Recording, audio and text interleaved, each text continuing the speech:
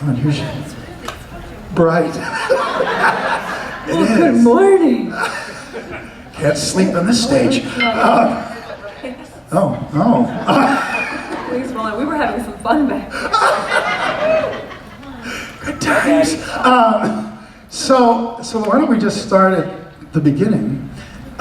You were born in Whitestone, Queens, New York, correct? That really is the beginning. Yeah. And your mom was a playwright and playwright teacher. Yeah, and your dad a furniture manufacturer? Yes. Okay. May he rest in peace. Oh. On a sofa bed that he made.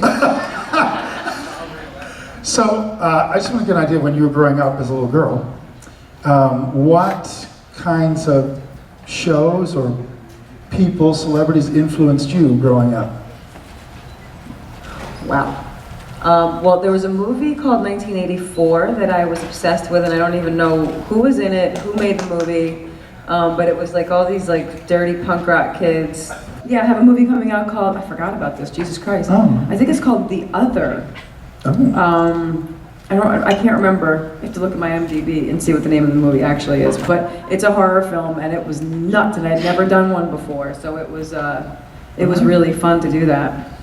Are there any ones that you currently like, horror films, that you're, besides The Exorcist? I saw one that I haven't seen many things lately because I have 2 little kids and I can't watch that much stuff, but the last one that left a really good impression on me was The Shrine. Do you guys know The Shrine? Is it called The Shrine? No, maybe not. I think it takes place like in Hungary or like, it's just this big it's a big statue. And this journalist goes away to do, she wants to write an article and be taken seriously about something, because she normally writes like fluff pieces, so she goes to write an article about this statue that's in the middle of nowhere. No one knows this movie that I'm talking about. It's insane. It's really, it's really, really good. I think it's called The Shrine. I'm gonna look for it now. So, moving forward, you went to school at Tisch? Yeah, I went to NYU Film School. And you were more geared towards directing first, right? Not acting. You were going to be a director. And then my film partner there, it was mostly horror films. Oh. Like real, like sort of, like the Rob Zombie style horror films. And then you got into acting more. Yes, I got lazy that I didn't want to edit or direct. Back in those days, take light meter readings and edit things with real film. I got lazy and I just started acting. That's an easy way out. I was like, I'm okay at this. Fuck the rest of them, I'm not gonna do all the other work. I gotta get a paycheck. Yeah. Well, how did Sopranos come along?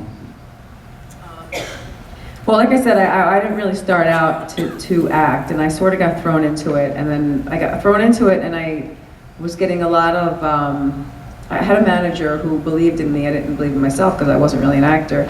And I left her, and I came back, and when I came back, she said, your voice is, you have such a terrible voice, you're never gonna work in this industry unless you take opera lessons. And I said, are you talking about my speech? Like, because I have kind of a New York accent, maybe? I don't have Adriana's accent from Sopranos, but I have a New York accent. She goes, no, it's your voice. You have a terrible speaking voice. So you should take opera lessons. And I was like, opera lessons? Fuck you, like, I'm not gonna act that bad. I started out with 1 line on the show. I had 1 line, that was, why am I sitting like this? I'm trying to go back to bed, as you can see. I had 1 line on the show, and it grew, and it grew, and I remember, I just found my first paycheck from the show, and it was like, I don't know, like $200 or something.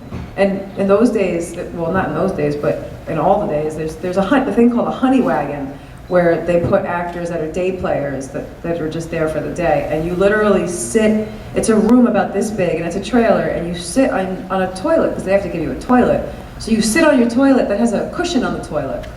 So that's your room, that's your trailer, and it's about this big. It's about as big as this chair.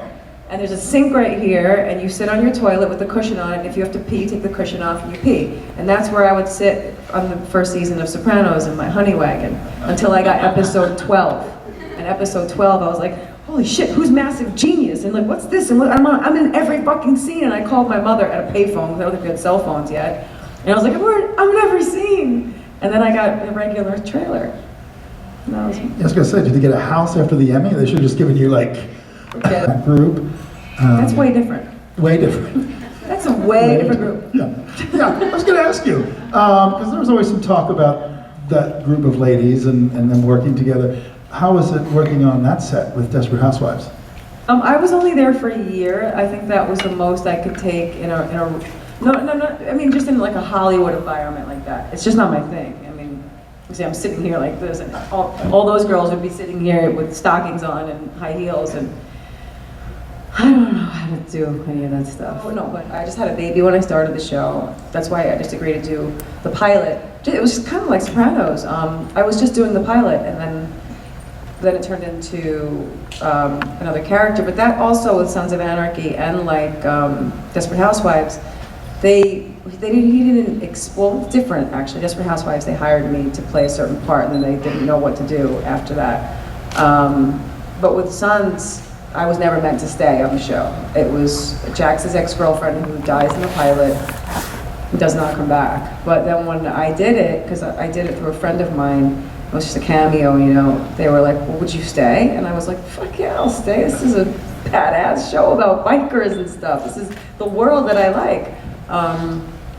And then something happened, and I maybe I didn't like maybe some money, I don't know what it was, but I was just like, yeah, maybe I'm not gonna stay. So I left, and then I got pregnant again, and then I started watching the show and became a huge fan of the show, and I called Kurt, and I was like, dude, I love the show, I'm dying over how awesome it is. I was like, and if you want Wendy to come back for almost nothing, I'll come back. The junkie, me, the one who was not really on the show that much, I'm the only one left standing. I was like, all right, I'll take it. So of all the people you've worked with, I always like to ask you this question, is there anyone you just thought was going to be great and they turned out being not the best person, you didn't care for, you wouldn't work with that person again, or they were annoying? You're really taking what I said to you earlier today. He said to me, is there anything you don't want to talk about? And I said, you can ask me anything because I have a big fucking mouth. If you want me to badmouth people, I will. Like, what are you doing? And now I'm sitting up here and I'm like, everybody has their qualities. Their good qualities and their bad qualities. That's a good answer. You know something though? I really can't think of anybody that was really a major asshole. Maybe it's movies that I've done. Which I like to stay away from movies. I don't do too many of them. I like to stay up because I like being on a TV show. First of all, TV's better than movies these days. And I like the longevity of it. I have 2 kids, so I like knowing I'm going to be in one place. I don't travel for movies because I won't leave my children. Everyone knows it's either New York, LA, or that's it. There's no way I'm going to go anywhere else. And I like having relationships with the same people over and over again. Like I said, sometimes you go and you meet these other fucking actors. I mean, actors as a whole are a bunch of assholes. I mean, it can be.